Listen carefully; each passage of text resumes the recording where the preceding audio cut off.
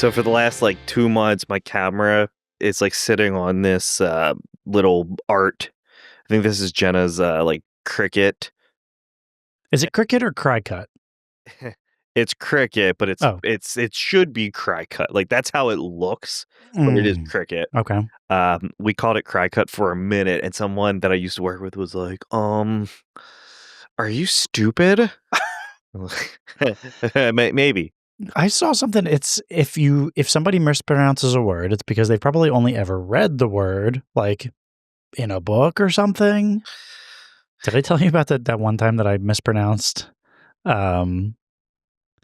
compilation? Hey, what did you say? Compilation? So the only time I've ever read this word, and I don't hear people say it often enough, or maybe I thought it was two different things, is in porn, compilations. Sure. Yeah. But a lot of times when it's in porn, it's CUMPILATION. Like compilation? Compilation. So I said it at a work thing. And I got this look. Everyone you mean compilation? And I said, oh, naturally, duh. Yeah, sorry. Do you ever like mispronounce a word and then someone corrects you and you're like, that's what I said, even though you know? Is that a form of, I guess that is gaslighting? Sure is. I love gaslighting. I have beef with, I've been seeing a lot of fucking,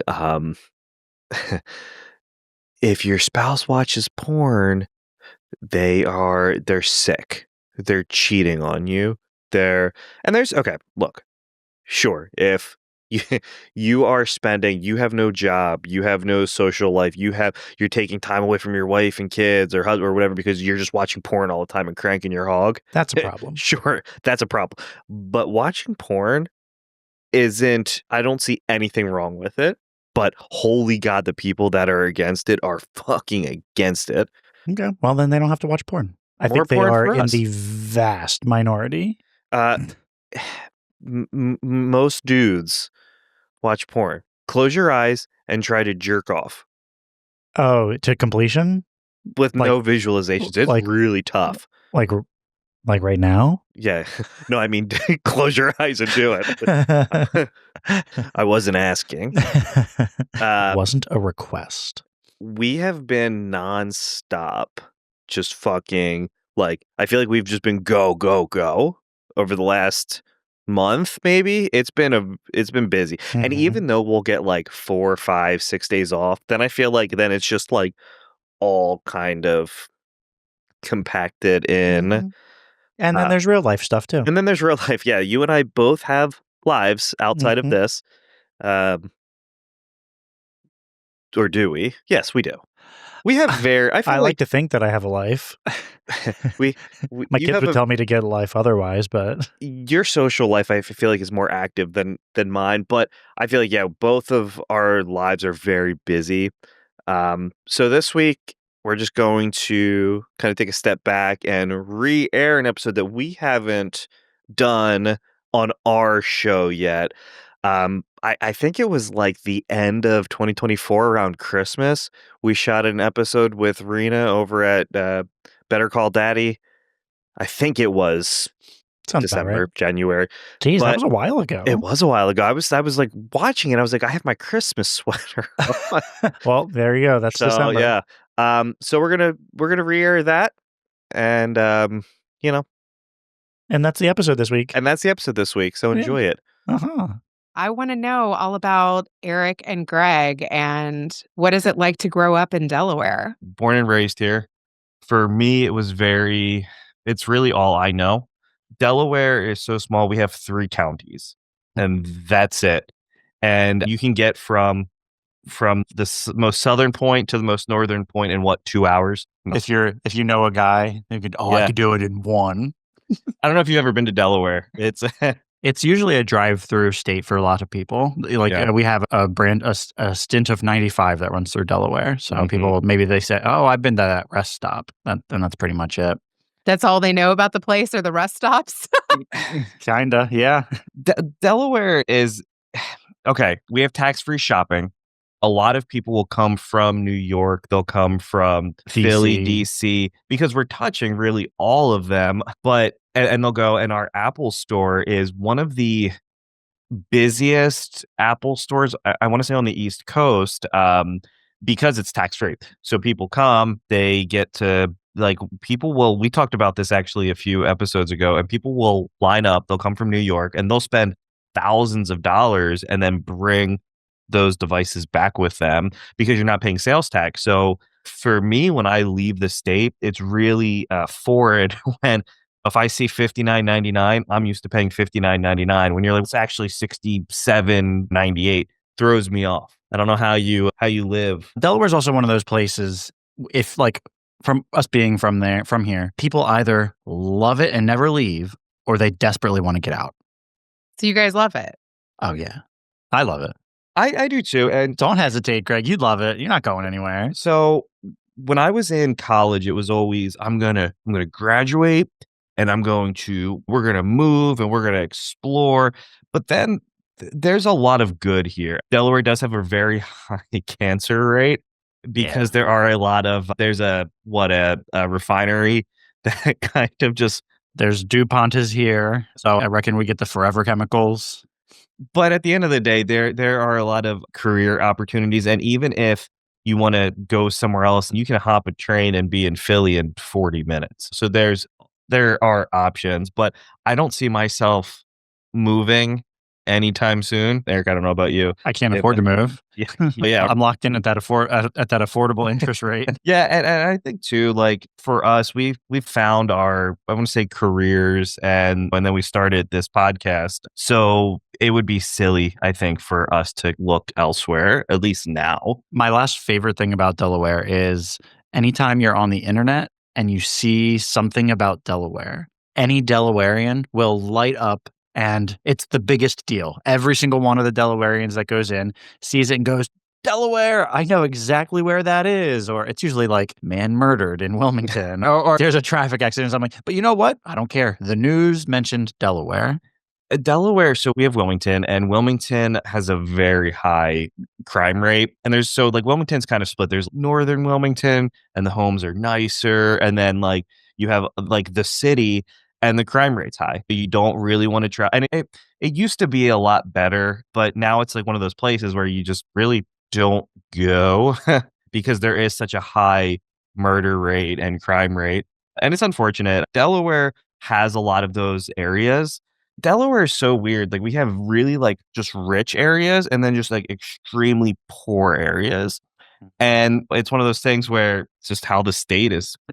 I think everywhere has that. Yep. Except we're so small that if it's densely populated in one area, for that reason, it's so much more impactful to the overall state's percentages. What's that called? Per capita. The violence per capita is so high because we're such a small state, I think. But I don't know how Connecticut gets away with it, right? No. What's the smallest state? I think Rhode Island. Yeah, I think Rhode Island is smaller than us. Yeah. So I don't know. And they must just be really nice all over. This is all I know. Rena, you're in Texas, right? I'm in Texas, yeah. Okay, all right. So Texas is significantly bigger. That's a pretty big state, right? It feels like another country. So I've heard that described that way, yeah. We were actually going to take a trip out there years ago. My wife was pregnant, and I had 2 free tickets to go pretty much wherever within 50 states. And Eric and I ended up flying to California, and Jenna just stayed back. But you guys travel together too? We traveled together, and this was before our podcast was even really an idea. And it was one of those things where we were like, let's go to California. And we did it. And it was an experience. It was an experience. Tell me about Cali. California has... this guy booked... We went for, I don't know, I forget exactly what it was. It was 5 years ago now. Jeez, Greg, was it actually, it was 5 years ago. It was 2019. 2019. Jeez. COVID was pre-pandemic. Pre-pandemic. COVID was just about to happen. Yeah. And so say we went for 4 nights. He booked 3 hotel nights. And there was something weird where the flight got in at the very end of the day, but the time change made it so that he thought that he booked the hotel room for that night, but we were technically homeless for. We were homeless for a night in. I'll call it 20. Call it 20 minutes. Oh my God, we were in the hood too. So we stayed. I was going to say, right did up- you go to Venice Beach? Oh, we did. We did eventually. And we could have just stayed there overnight because holy shit. Oh my God, we actually could have been super homeless in Venice Beach. Yeah. I think everybody is homeless in Venice Beach. We had a plan when we went. So it was like, all right, we want to do Universal or Disneyland. We want to do the pier, the Santa Monica Pier. Oh no, Santa Monica Pier. Yep, See, I've Santa lived in Monica Chicago too. Okay, yeah. So we wanted to do the Santa Monica Pier, and we wanted to do Venice Beach. Like that was and In-N-Out, right? We don't have In-N-Out here. And Hollywood. We wanted to do right. the Boulevard. Yeah. Turns We checked out- all those. We checked all those boxes. We did, Nice. but it turns out Hollywood is just fucking New York City. Oh, it's warm New York City for It's sure. warm New York City. Oh yeah, they got the characters on the side, like pestering you for pictures. Once you tip me for this, let me get your picture taken. The one thing that they had out there that wasn't legal in Delaware at that time was marijuana. It sure was. You DoorDashed.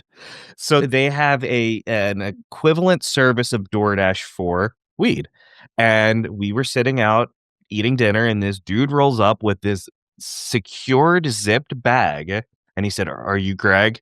Let me see your ID." I gave him my ID, and he gave me just a pack of the cigga-weed. It was the pre-rolled, the pre-rolled marijuana. Snoop Dogg marijuana. And you could they said, smoke it wherever. Yeah, Wow. It was just not inside. It wasn't like, don't do it inside or in front of police officers. Yeah, and you weren't supposed to just do it outside, but no one was going to holler at you. And it was one of those things where I got to dabble. That was the first time in not marijuana, but legalized or decriminalized, I guess is probably the most appropriate term. Maybe. But you got roasted. I was not smoking at that time, so I was just there to bear witness. And He got it all to himself. he sure did. And Greg is the type of person to indulge. So when I go for something, I go for something. And so he went all in, and you freaked yourself out. I did. And There is the being too high is definitely a thing. And I was there. But I'll tell you what, I feel like when we were there, I don't want to say like we started to get ideas, but we still talk about our trip to California pretty regularly and throughout our podcasting journey. I feel like that does come up a decent bit. We always make the joke when we get ramen. Well, we've had ramen from coast to coast, and we went to one spot in California. But technically, it was on the West Coast, and I've had it on the East Coast as well. So we've had it from coast to coast. Do we need to go to one place in like the middle of the country to get ramen too, or have we? I don't know. Eric and I like to make jokes, and sometimes people laugh, and then other times they look at us like we have three heads. But it's one of those things where it's who we are. It's who we are. Oh my God, that's great. So now looking back at LA, what are the things that stick out from that trip? The weed, the Hollywood stars. I think for me, the Hollywood stars were cool. But I think I don't know what I was expecting. I hate New York City, and people probably are going to feel some sort of way, but I've always hated New York City. And so Hollywood was just that. So it was one of those things where they have a lot of tattoo shops like right there on the Hollywood Boulevard. And I've never had so many people offer me like $25 tattoos as I did when we took that trip. And it was one of those things where it was like, no, I'm way good. I don't. And then I'm kicking myself. So there is a shop that has like the lowest score. And this guy went and got tattooed there, and it was horrible. But we were there, Eric. And we could have done it. We could have done it. We could have matching tattoos. What would we have gotten? Have we thought about that? I don't know. I'll tell you what, though. The cost out there is ridiculous. If you were going to get matching tattoos, the time was then. The time was then because those were the cheapest thing. I said, hey, the cost for everything except for maybe I'll take my tattoos. husband there, and that's where we'll do it. If you want to get some cheap tattoos, now you may get hepatitis, HIV, but propositioned after. Yup. But it was one of those things where would I go back? Yeah, but I think I would do it differently. Same. Yeah. So we stayed. How about this? I'll say one more thing about where we stayed. It wasn't in Inglewood. But it was, we didn't know this. We had time to kill for a day. It was actually Greg's hungover day. You're like, it wasn't Compton. Yeah. yeah, Right, right. exactly. But we said, hey, let's go to In-N-Out. The lifts were insanely priced. So we said, hey, let's just walk. It's not that far. And we have a day. So we walked through and we were like, this It's probably place is faster kinda, than traffic. Yeah. it really wasn't bad. But so we walked there and we were like, the whole walk there, we were, this okay. It was still daytime out. But by the time we were done, it started to get dark. So we said, you know what? Best to just Uber Lyft back. And the Lyft driver, when he picked us up, he said, oh, how was your ride over here? We said, oh, we walked. And he turned around and he looked at us and he said, yo, I live in Inglewood and I wouldn't walk through this neighborhood. What are you doing? Don't do that ever again. If I was going to stay there again, I would have stayed like down by the beach somehow, so that we because that's where most of the stuff was. Santa Monica. By Venice Beach. Yeah, exactly. Yeah. Yep. And that's where we screwed up. But I'll tell you what, the coolest thing, we got to see SoFi Stadium being built. Yeah. I say And that so- every time I see a game that being played there. And it was at the time, it was crazy because they were like, this stadium, the Rams are coming, because I think they were still the St. Louis Rams at that point. I don't know if they were back to being in California and the Chargers. So two teams are going to play in this massive stadium. And it was cool. And it was right next to a Target. It's always weird to me how they set these stadiums up. In Delaware, we obviously don't have a team. If you're in Delaware, you have to like the Eagles. Yeah. But yeah. I was going to say, Eric always has his Eagles hat on. That's like part of your all's brand. Yep. I have the backwards cap. He has the forwards cap. Yep. I was going to wear my backwards cap today, but I didn't want to throw. I couldn't do it. But yeah, so in Delaware, we don't have a stadium. You get the Eagles because apparently Philly is the closest sports team that we have. But yeah, I think it's one of those things where I don't think I would say it was life-changing by any means. I had a good time. There were memorable moments. If I could have gone somewhere else, yeah, maybe. We got to go for a trip out of the country, right? Yeah, so we just talked to shout out Adam Wedd, who he works over at Abbey Road Studios. And so that's, I think, our next stop is going out there to see that and meet with him. I need to get a passport first, though. You do need a passport. I can't go anywhere without that. In the Need to meantime, update mine too. Right? They do it now so that it's ready. And Takes when a you want to good go on a trip, it does takes take a while. time, right? You can't just get it. And Greg, are you coming with me to Chicago? I'm going for a work trip, but I don't know. I've been to Chicago before. I'll have you. I've never been. I have. And I'm going in freaking January. Is it cold there? I've heard it's a little chilly. Very. I'm not excited for that part. We go out, not quite Chicago, but like Belleville, where Jenna's from, and it's cool, man. There's some cool things out there. The biggest thing is they have some interesting pizza out there, and they use what's called Provel cheese, which is like a mixture of like Parmesan, I think, like mozzarella, cheddar. I've heard you talk about that before. It's good, man. And the Yeah. pizza is circle, but they cut it into squares. It's super thin crust, almost like a graham cracker. I guess they call it, or a cracker. I'm sorry, not a graham cracker, just a regular. And they cut it into square pieces. Okay, because I thought it was only deep dish. I thought that was the only type of pizza that they have. And what makes Chicago is definitely and what deep makes it dish. deep dish? The sauce is on top, Oh, yeah. Or it looks like a pie. or does it look like a pie? I don't know. I don't know. Yeah, what makes deep it dish is thick. Mm-hmm. It's thick crust. So I think it's safe to say, is thin crust better than thick crust?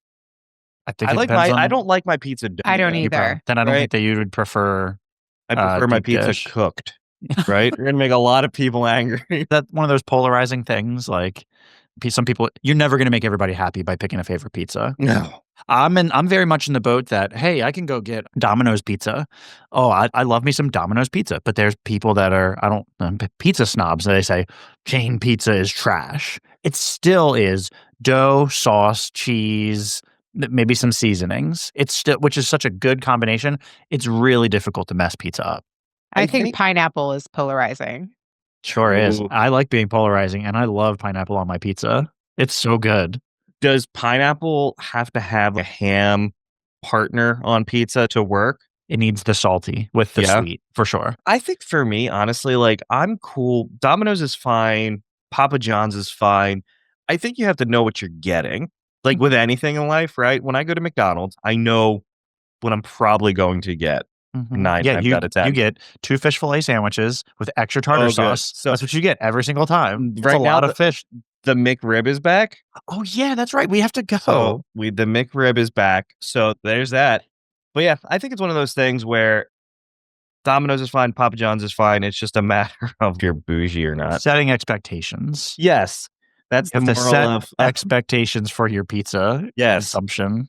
I was actually driving by a Papa John's today, and there we were talking about stores like businesses closing this year, and there was a Big Lots. So I guess Big Lots is going under again. I feel like they're always going out of business. We were talking about that, but Party City, it's not a good year to be a business owner. I feel like I don't know. I just interviewed today for the first time in 5 years. Yeah. Oh, okay. Yeah. Actually, I feel like it's even good practice to do that, even if you don't want to necessarily go back to work. I looked at it like that. I was like, I've interviewed over 400 people. And even though I've been on maybe a quarter of the number of podcasts, it's good to update your resume. It's good to practice interviewing for jobs you might want. And hey, you might actually get it. I love interviewing. I think so. Eric and I, we don't talk about where we work just because we don't. Well, let's keep it separate. We like to keep it separate. What we do is, I would say, important in Delaware, but we just keep that part of our life separate. And that was always our goal going into it. But we like have programs where individuals go and they do those mock interviews to get that skill. And it's one of those things where I think is important, especially because interviewing now is so different than it was even 10 years ago, where they would give you the generic, where do you see yourself in 5 years? I got that question. Did you? Yes, they were like, so I did it to him first though, because he actually asked me, do you have any questions for me? So I was like, I know he's gonna do that to me, so I'll do it to him first. Let me see how he answers that. You hit him with the Uno reverse card before Yeah. he could do it Yes, to you. but Head just first I was explodes. like, what inspired you to become a financial advisor? Because I wanted to know how he got into that field, which was great because after he told me about himself, I feel like he became more comfortable even in talking to me. So it was so nice for me to actually get to ask him a question before I had to ramble on about myself. I was like, let's see what his path was and how I can find some common ground to the path that he's led. And I feel like too, if you're going to go and work for somebody or with somebody, I want to make sure like we're on the same page. I always ask my go-to, do you have any other questions? I always ask, what keeps you up at night? Oh, that's a What good one. If you bring me in, what can I do to help alleviate a problem that you have? And they always give me whatever, but that is my question. That's my go-to. If I don't have that, I have nothing. What keeps you up at night, Greg? See, it's a tough one. The Jacksonville Jaguars. Yeah, the Jags. I try to be very low stress in my life. I'll tell you that the most stressful part of my life now is the podcast. I think, to be 100% transparent, is this. We work 40 to 50 hours a week, and then I spend probably another 6 hours a day doing podcast stuff. And so I think that is my biggest thing. And Eric can really attest to that. I have to really lean on him for a lot of that shit because if not, I'll go fucking crazy. That's totally your personality, though. Yeah. I think, like we said, when you have a thing, you go all in. I like to do something, and I feel like I've gotten better at like when we first started. Let's take a step back to how Daddies the Podcast started, right? Yes. So 5 years ago, 6 years ago, Sure. I was on Facebook, as we all do, and someone posted a GoFundMe. They were looking for a supercomputer that they wanted the public to fund. She was this very attractive individual, and I think she ended up getting $2,000. And I was like, whoa, that's crazy. Hey, Eric, let's see if people will fund us to go eat fast food on camera. Mm-hmm. Dumb idea, but let's make it transparent that we're both working. People don't feel like it's some sort of weird money grab. We weren't in it for that. So we started going live on Facebook, and we were just eating a S ton of fast food. And we did that for 2-3 months, and It was. people were throwing money at us. We were I couldn't getting believe it. our meals were funded that entire journey. Like, boom, here's $50. Oh, here's $10. Here's $12. And we would go and eat sometimes multiple meals and stream them like in one day, like massive meals, almost like mukbangs were a thing. Yeah. But I don't think they're as popular as they are now. And we were doing it right there in the car. And the problem is, though, you eat enough fast food, you almost die. Yeah, what's that? The man versus food guy. He had to take a step back from doing those. What eating was the guy who competitions. ate McDonald's for a year? He did die. Oh, Morgan Spurdock. Morgan I think. Spurlock. He did die. He died, yeah. He was for like in that? his 50s. He was young. He was young. Boy. Yeah.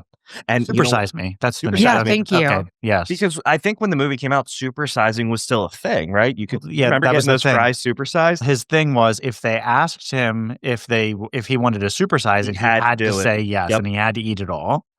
But honestly, for us, Eric put on 40, 45 pounds. Yeah. I would too. It was brutal. And I ended up sick. I ended up in the hospital. Oh my God, no. And so then we were like, all right, maybe let's not do this anymore. And then we stepped away from the spotlight for 5 years. But people would still ask. But people they would still say, ask. "Oh, you got to go live again and order your food." It was not hundreds of people or anything like that, Sure. but people that we know loved it, and then the answer was we knew that we didn't want to do that anymore because we didn't want to be like fat again. We didn't want to have that unhealthy lifestyle fixed into whatever we were doing. And somebody mentioned, You're like, sponsor my CrossFit. go live and work out for you. Yeah. We were like, what if we could do something? And Eric and I have very, I want to say, dark and bizarre senses of humor. And we're just Sure. we're just who we are, right? But people are always like, why don't you start a podcast? I feel like that's start a podcast. But we were like, all right, fuck it. Let's actually do it. Let's figure out how to do it. So we spent, I guess it was around this time last year, we spent a week just going through YouTube, figuring out what we needed, figuring out how the recording was going to look, how to record into a computer. I had this old shitty Mac at the time that I got in grad school. And so it was slow, but we're like, let's figure out what we need to do. So we figured out how to do that. We were audio only when we first started. And for anyone listening, if you go back and listen to our very first 5-6 episodes, it's brutal. I apologize in advance. We went through this phase where every episode was one topic. And we didn't we do snack reviews? The thing is, though, when you don't have video, because we weren't doing video at that time, we were just like, oh yeah, we're eating this sour candy. Oh, it has notes of sour. And we did that for a good fucking 2 months. We're like, why isn't no one's like really listening? We're not really getting any engagement. And they were like, all right, let's take a step back. This is stupid in a way. And let's add the video element and let's just start talking about things that we like, right? Let's be true to who we are versus this week we're talking about soap. Let's work on us. So we did that. And then we were like, fuck it. Let's reach out to people and see if we can get some guests that also want to talk about life. And our biggest thing was always, and it still is, you have Eric and he's a famous musician, but there's someone behind that musician. Who is Eric on the outside, right? What is your why? Who are you? And so I feel like that really worked out. And then we got a lot of no responses when we reached out to people and a lot of not interested, which is fine. Perfectly fine, whatever. But then we started to get yeses. And I think that was really inspiring because then it was like, hey, some people are reading these messages and they actually want to come on. And I think the first big person that we got was Willie. Yes. Tell that story. My dad's going to love that. So we had a local comedian on who's Eric's buddy, and he was like, whatever happened to William Hung? You should have him on. So while we were interviewing, I was sending William Hung a message on Instagram. And I think within an hour, he said, okay, here's my email. Let's make it happen. And I texted Eric. Our jaws hit the floor. And then So he said yes. He came on, and William Hung has a really interesting story. I encourage everyone to go back. It's a very short episode. It's one of our shorter ones, but his story is fascinating. Even if you take out the whole American Idol thing, he works for the sheriff's department in like the accounting sector.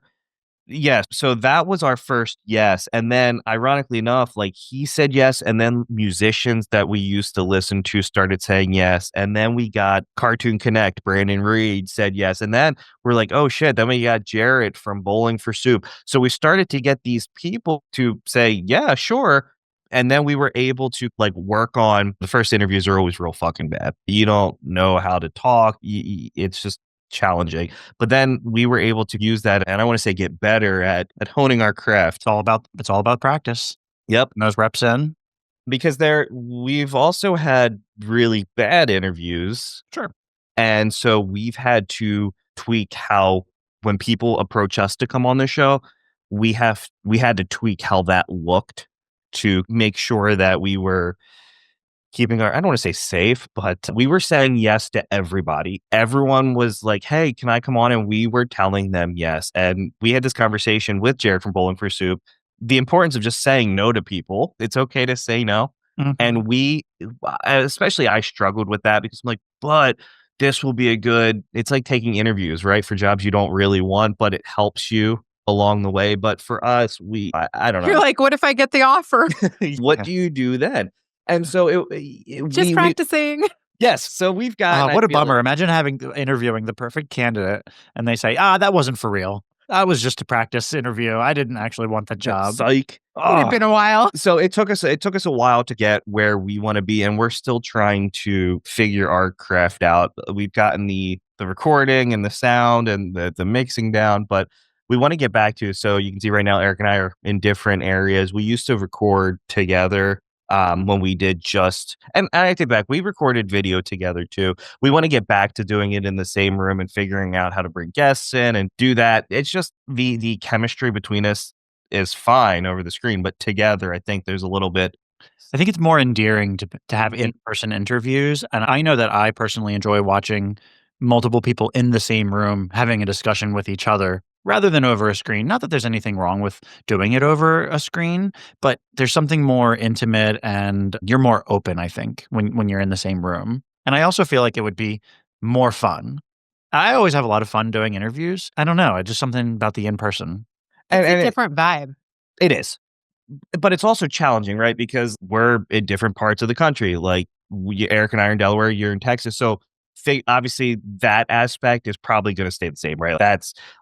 But we have a lot of people in Delaware that we do talk to as well. And like, all right, we can all get in the same room and have those conversations and just talk about, and a lot of people do think our name, Daddies the Podcast, like we only talk about dad stuff.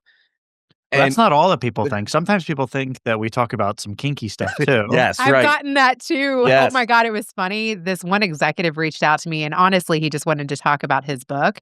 And then I was like, is there anything you'd like to ask my dad? He was like, oh, you're not going to get me. I was like, no, my dad weighs in at the end of every episode. No, my legitimate father. Anything you'd like to ask my daddy? We get that. We've gotten that a few times. I had some ladies say, if you would have called your show Better Call Dad, I'd come on. But the fact that you call him daddy is a no. I'm like, you sound like you have daddy issues. And ours was just we got the name because originally we were going to be Dad Brothers, the podcast, but that was already taken. I'm so upset about that. I love our name, but sure, it's who we are now. But at the time, like we were going to be, I think we had the logo made and everything. And then we browsed it.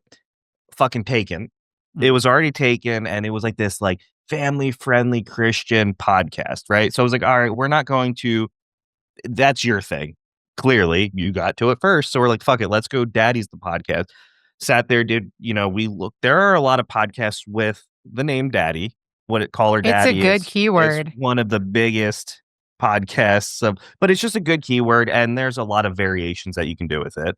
But you do get the kinky people to where they think that you're kinky. I just say, bring me all the daddies. Yeah, right. You just have to have a good, I think that's what response. You said when we first started chatting. But I think it's one of those things where it really hasn't been an issue our name really hasn't turned a lot of people off, I feel like, coming on as guests. We do have some guests that we're working on, a lot of guests that we're working on bringing in 20. But it's just one of those things where we're just trying to grow who we are and what we talk about, and who we'll talk to. Pretty much, like, we don't just talk to, we went through this phase where we were talking to people in the same industry. So we would do like puppet people.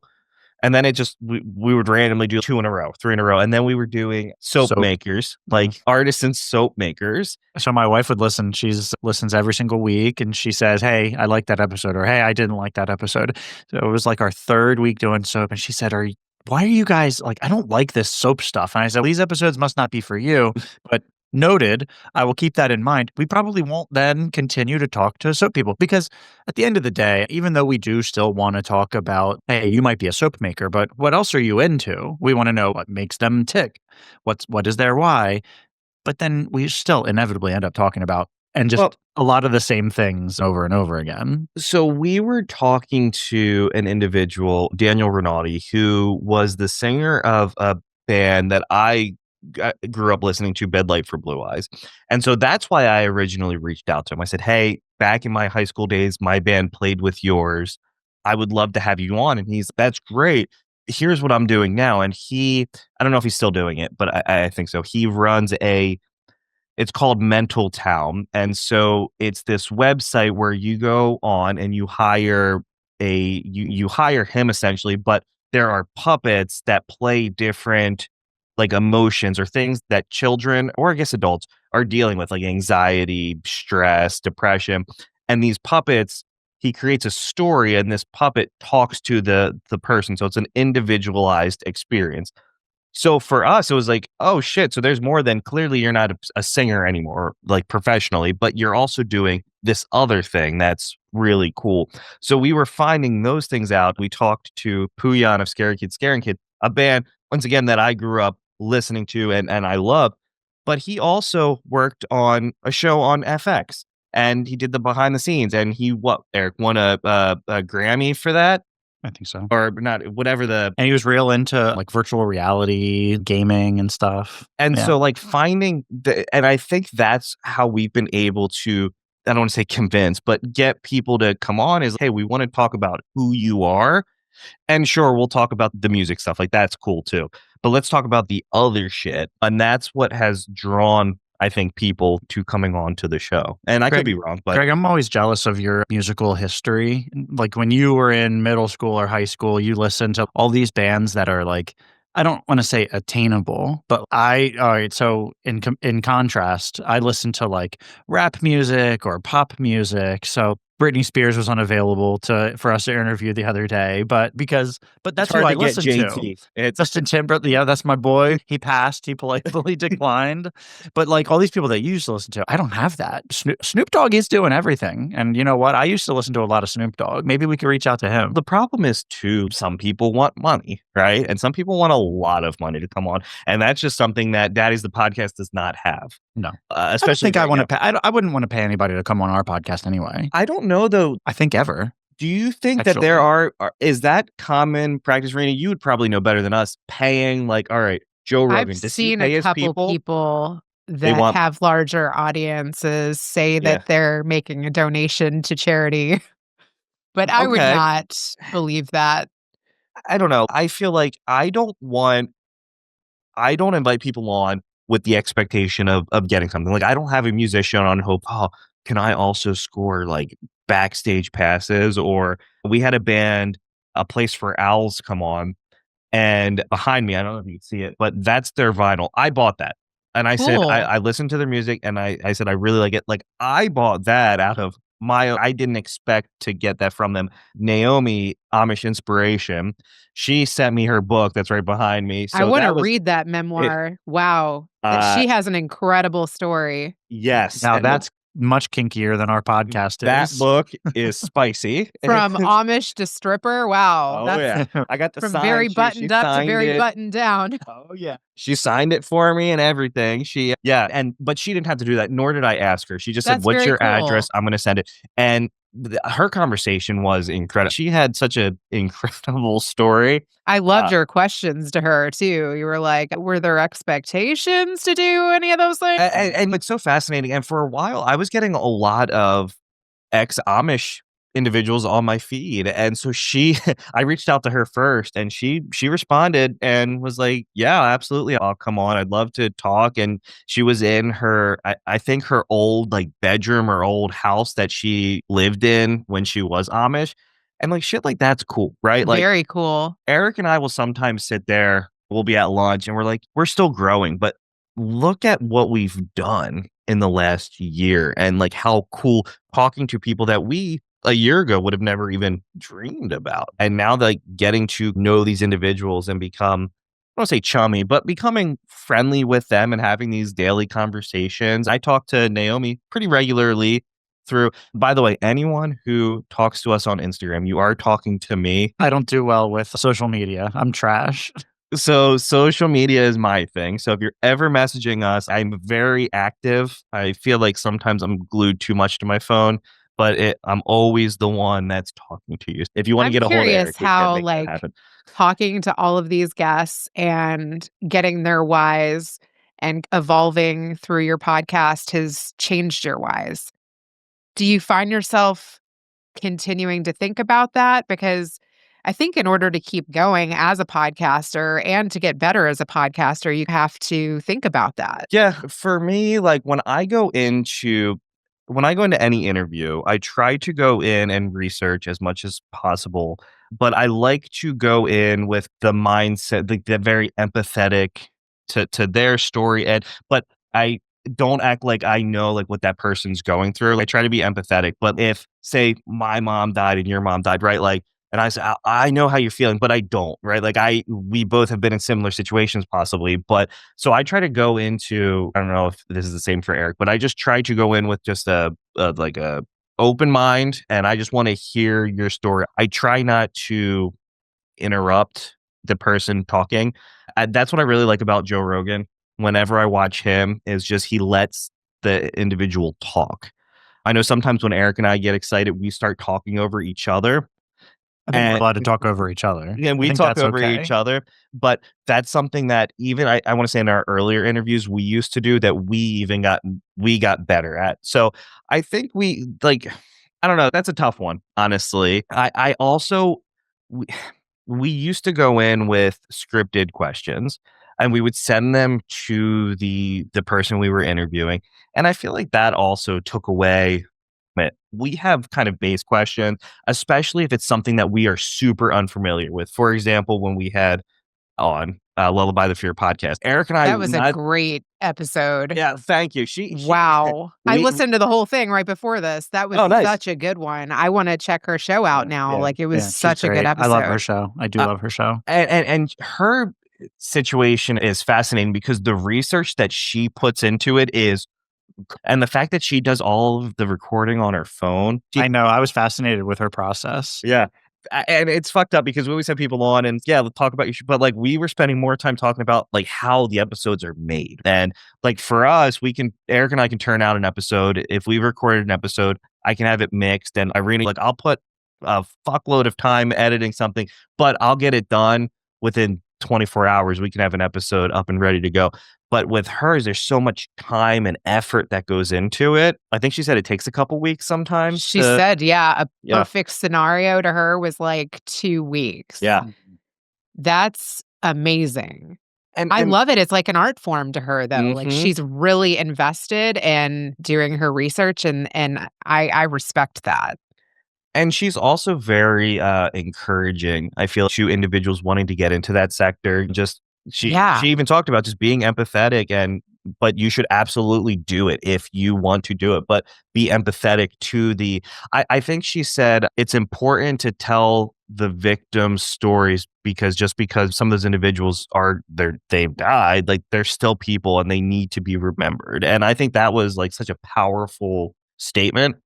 Right, because sometimes you don't think about it. You watch these true, and you're just like, it is what it is. But they are people at the end of the day, and she does a really good job of capturing that essence of life, which was it was just a really interesting. And honestly, we found her, it's weird how everything has played out. Chris, Captain Cook's Foods. I don't know if he's based out of what, Eric? New York. Sure. And I think, and New York. And we had him on, and he was like, hey, I was on this podcast, but I don't, or he had her on his or whatever. And that's how He would we do got voice into- work. He would do Yeah, voice voice work for work. her. Yeah. And that's how we got into it's crazy how one person leads. We to might another. even be teasing future episodes with previous episodes. It's just always like a little nod towards the next one. Yeah, right? and sometimes we don't even know. We've got a web, right? Yep. Or like a pin board where we have the yarn tied around and it's going over to this next person and then this guest ties to this guest. But a perfect example is Jarrett. So we did a co-joint episode of the Rockstar Dad shows with Jarrett and Gary from Bowling for Soup. And so that episode aired, and then Adam Wed reached out and he was like, hey, I've been listening to your show. I love it. But we wouldn't have found him if we never did that episode. And his thing was, he sends me this music video, and right next to him is Ed Sheeran, right? So they recorded this video. The guitarist called out sick, so Ed Sheeran stepped in to play the guitarist in this music video. But we would have never met him if we never, and we would have never have met any of these people if we never took the chance and just reached out and just attempted to talk to people. We would still be talking about candy and fucking video games every episode. What do your kids think about you doing this? So my kids are younger. So my daughter is 4 and my son is 2. So she knows, hey, daddy does a podcast. And I'll say, hey, we always typically do the podcast at night. It just works for our schedule. Typically anytime after 7 is like when we're recording. So it's always either they're going down and like for bed and then I do it, or it's, hey, daddy has to record. Sometimes we have to do morning episodes. So please don't come in this room. When the door is shut, don't come in, because that's just more editing, honestly. But Eric's kids are older. Yeah, and so they have tablets, like I was saying, like I've got to give them more time. And I've heard them trying to go find clips on YouTube, and I'm like, nightmare. I don't want them to view the podcast or anything about the podcast specifically, because while we are daddies, it's not necessarily geared towards children in any way, shape, or form. But they like it. They think I think it's just a cool thing that we do. I suppose I could say that my kids enjoy knowing that their dad does a podcast. Yeah, I think for us, I don't know, we're obviously still small, but it's cool that like people now are, at least in like Newcastle County where we live, like people know like who we are or what we're doing.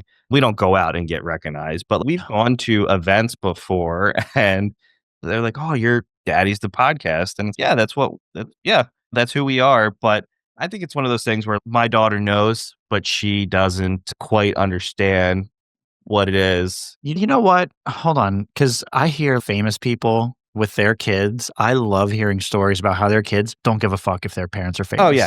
Right? Dad, I don't care if you're in movies. Go make me my lunch or something. Like there's no way you're that cool, Dad. Tom Cruise, or I don't know. Just name like whatever famous person with kids. Like they're still just their parents. Well, right, because you're just, that's it. That's who you are. You're just our parents at the end of the day. And do you love me? Are you going to take care of me? You're right. That's all they care about. And then it's you can get them nice things and they appreciate that. But yeah, it's one of those things where I do find our episodes, my daughter loves, she's going through the YouTube phase now, and she'll want to watch it on the big TV out in the living room.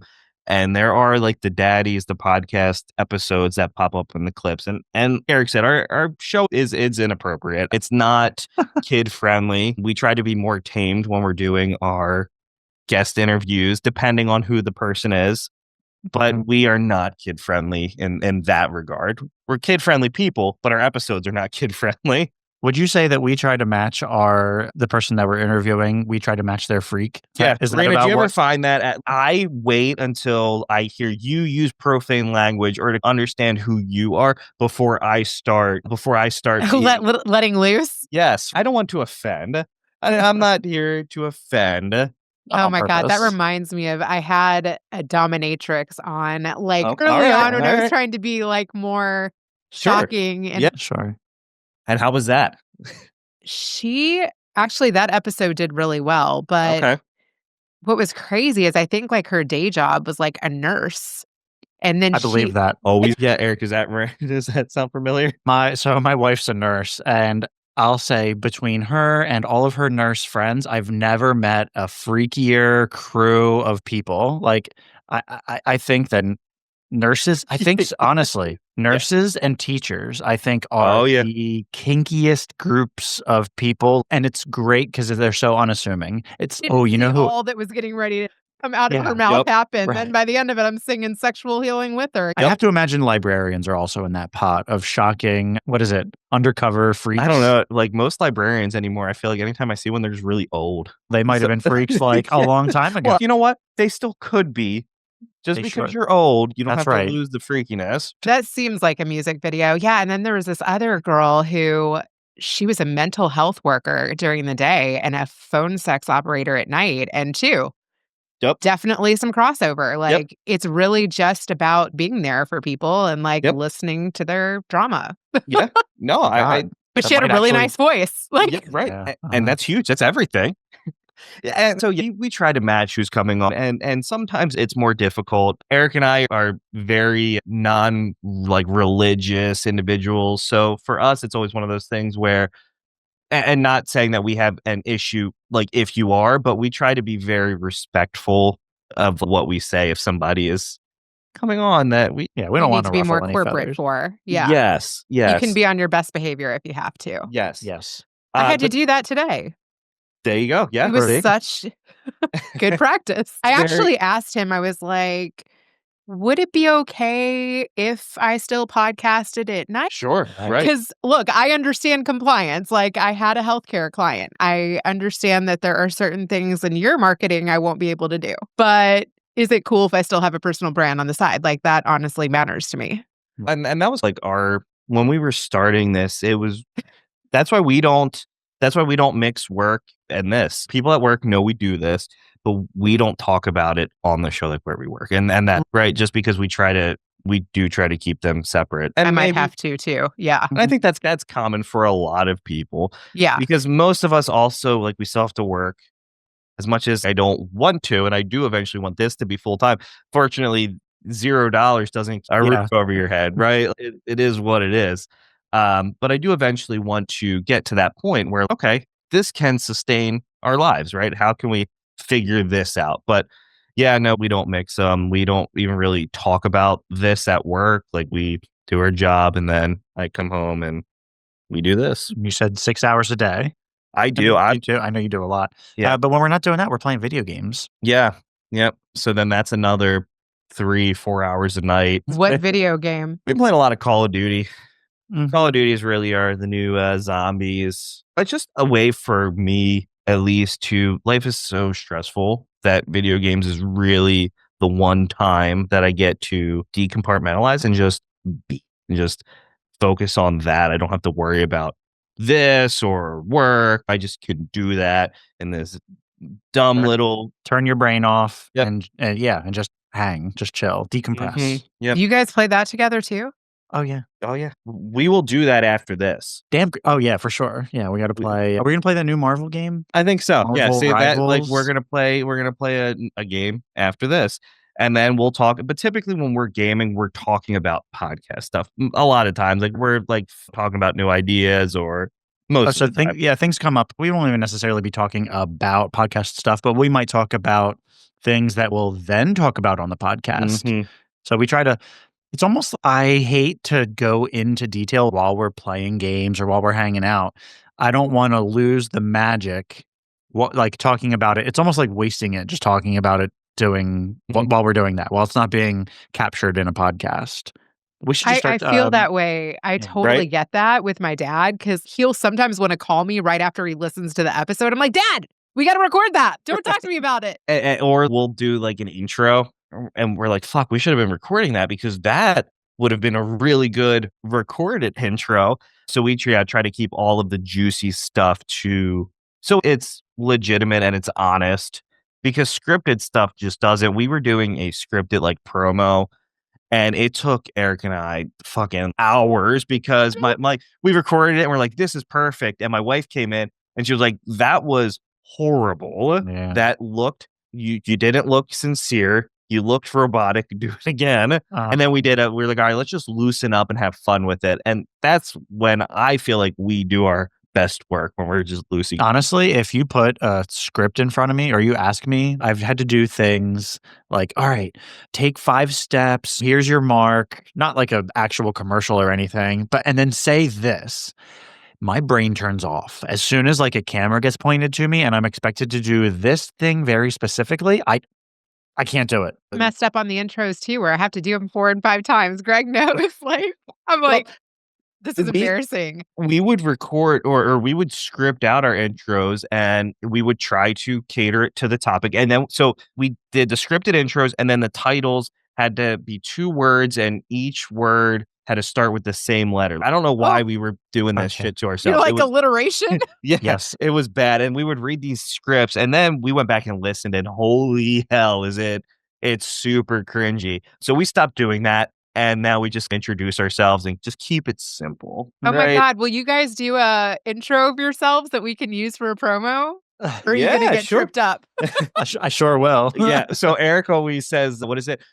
I don't remember how to do it. Oh, I God, feel like that's I absolutely cannot. There was a time where we took 2, because we were doing it pretty regularly. Yep. And then we recorded like 2 or 3 episodes in a row, all in the same week. So we took 2 or 3 weeks off of just recording, and we came back and he said, all right, do you want to do the intro? And I said, yeah, wait, what are words?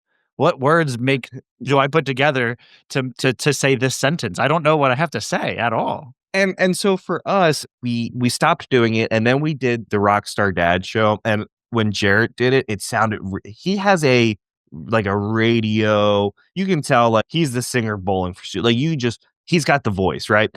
But I was like, we should start doing it again. So then we just went back to what was it? Welcome to Daddies the Podcast. I think was what we ended up landing on. Mm-hmm. And then we try to like not say the guest's full name so that way they can introduce, because then I think it's redundant if we're like, hey, we're having Eric on. Hey, Eric, tell us about Eric. Hi, I'm Eric. People already know that, right? So we're trying to, but the older episodes, growth. It's all about growth. Yes. Where we've come from and now where we've landed. And we're not done, because we're still going to change stuff around. Yep.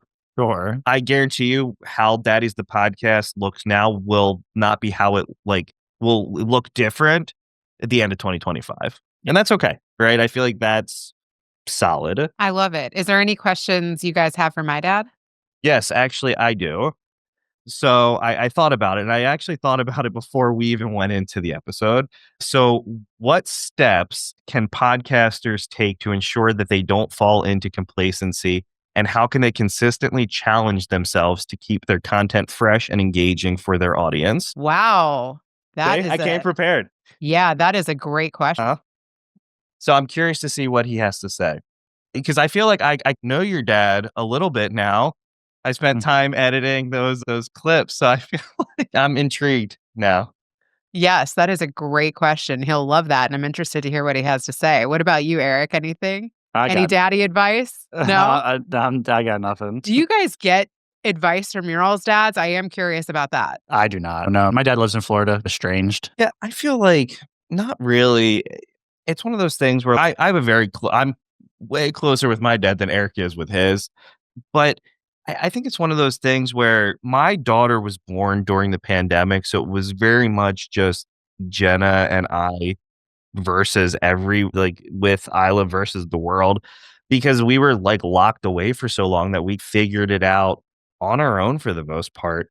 So I don't really go to, I need to get better at going to people for advice because I just don't. Typically, Eric or my wife, like they're really the only 2 people that I trust enough to get that from.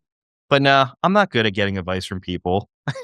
I think it's awesome that you have such a close relationship with Eric, and that is the only kind of co-host to have, because it's really hard to honestly rely on somebody to put together something like this. Mm-hmm. A lot of times co-host relationships don't work because you can be really excited about it for a little bit, but it's a big commitment. And you guys travel together, you've become daddies together, you act like daddies together. So that room that Eric is sitting in, My son was conceived in that bedroom. It was. Wow, you guys are close.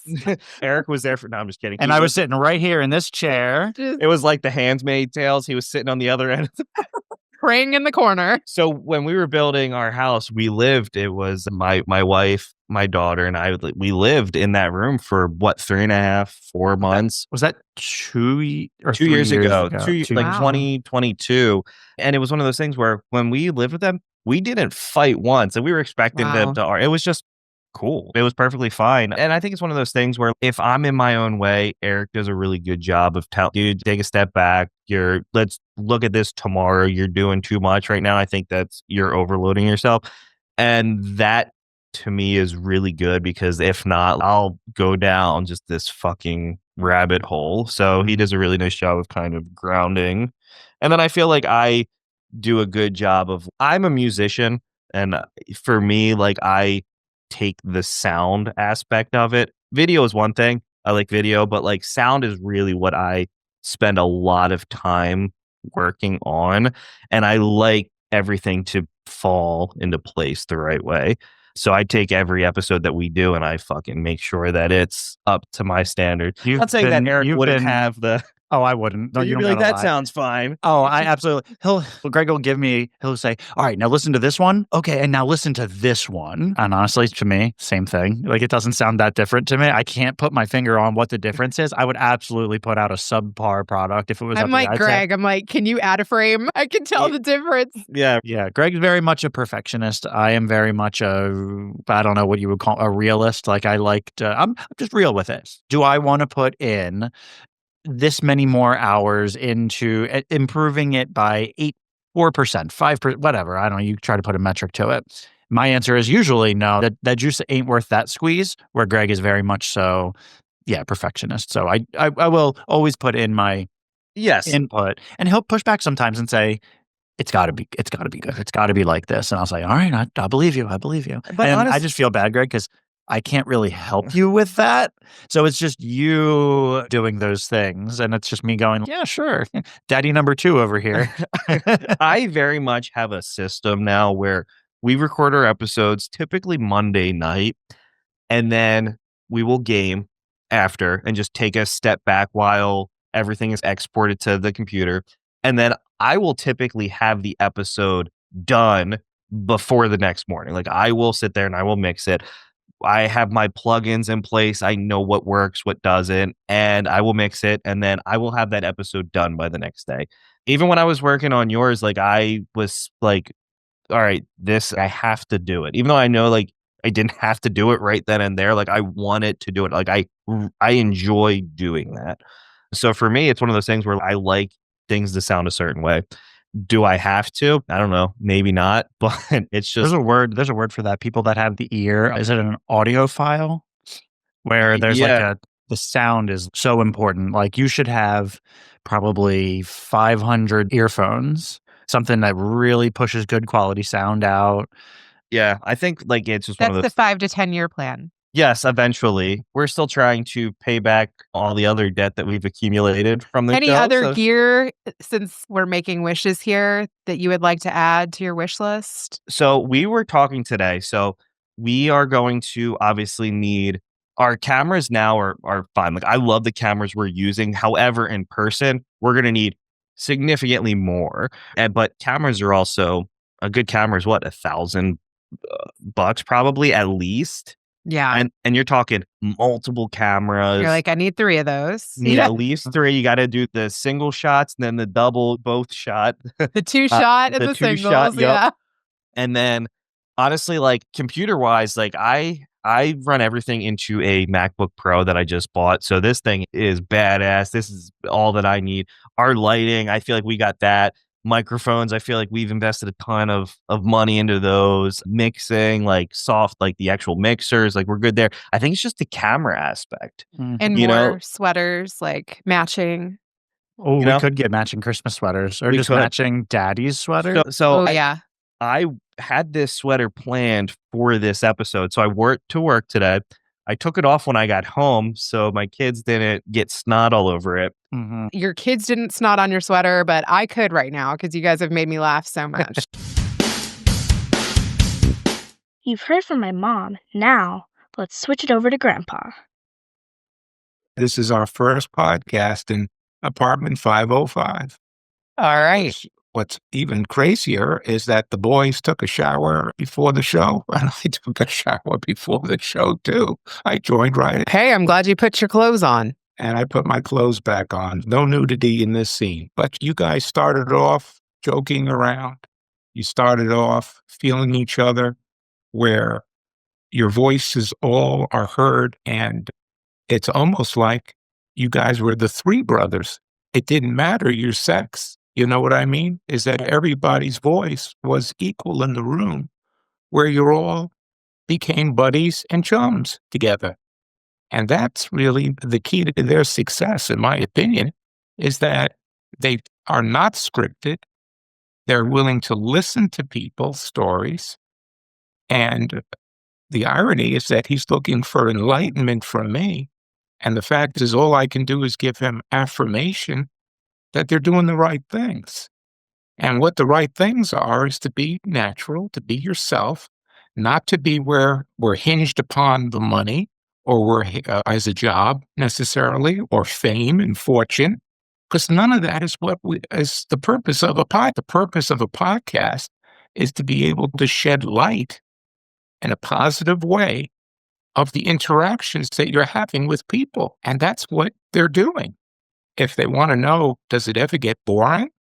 It never gets boring. Does it ever get to be where you're complacent? Not if you're doing the right job. You're doing the right job and you're feeling it from the heart and you love it and you love communicating with people. That gasoline never runs out.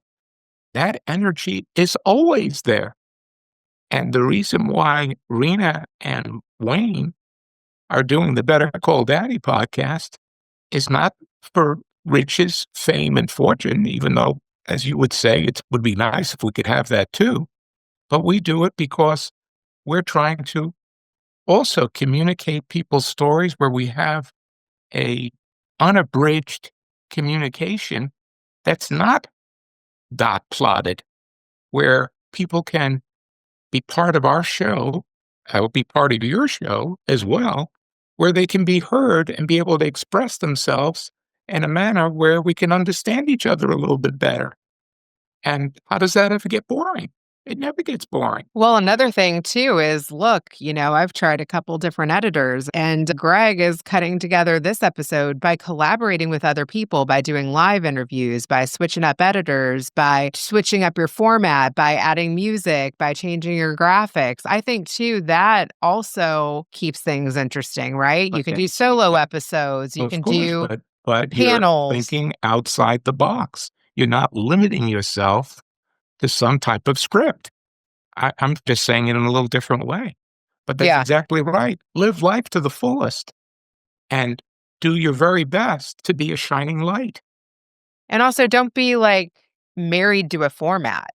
You have to be yourself. Smile, joke around. Shoot the moon. Shoot the moon. That's right. Shoot the moon. Okay? And the truth of the matter is, the reason why we all feel a lot better for this episode is because we're all clean and we feel good. Okay? It works. Okay? Because when you're not feeling good, you're not going to perform at your best, whether it's at a job or whether it's on any activity. And not take yourself too seriously. Okay? It's not the end of the world either way. Have you ever been to Delaware? The world's going to keep spinning whether we're here or not. Have you ever been to Delaware?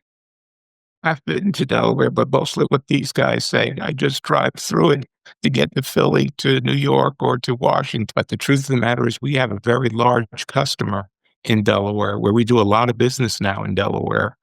And it's very possible to be on my radar to actually do a trip to Delaware where it's for Delaware. So you have to keep an open mind about everything, because you never know where your next horizon is going to be, and it could land you anywhere.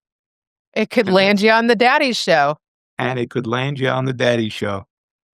But I love the camaraderie ship. It still reminds me of the story of Bruce Burrill and Jeff Madden and Kerry Lunn that even after they all quit at the same time, they all came to the factory around the same time.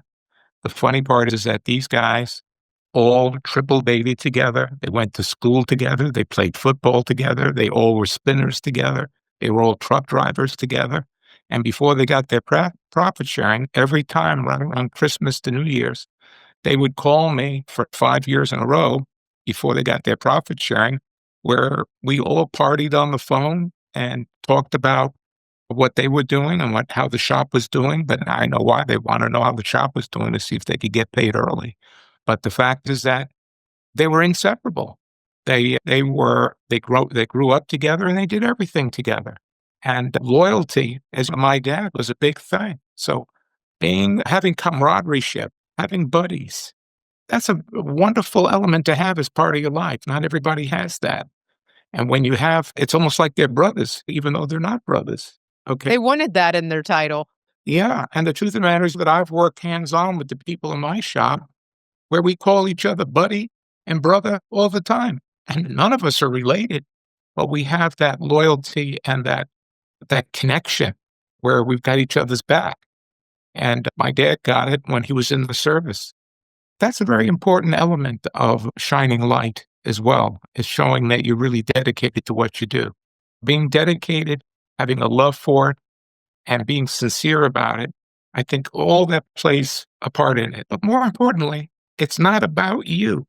It's about the show's guests and trying to hopefully shed some light and giving them an opportunity to let their voices get out. And the more that you let their voices get out, the more successful you are.